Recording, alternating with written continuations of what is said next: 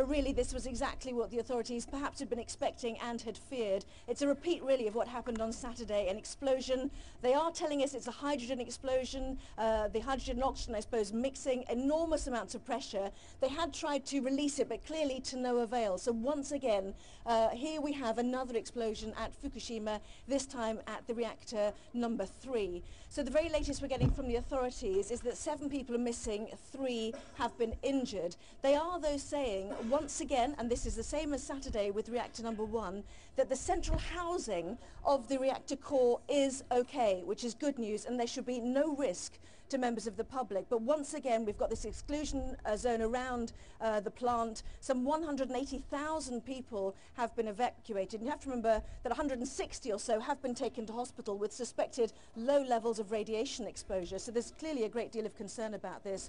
And the message to people living locally, those who've not managed to get further away, is stay indoors, don't drink tap water, and also perhaps take iodine if they've managed to distribute it to people, because that helps stop the threat of thyroid cancer.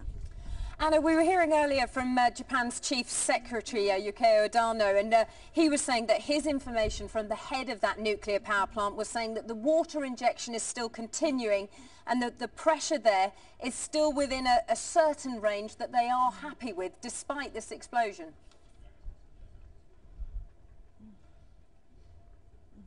Well, I suppose at the very least the explosion allows the pressure to release, doesn't it? They've got to keep those nuclear rods cool. It's very, very important. There had also been concern at the number 3 plant that it uses uranium and plutonium, so it could be even more dangerous if something went wrong there. So a great deal of concern. They've still got to keep working at it, and by putting seawater in, they've effectively said, right, that's a goner. We can't use it anymore.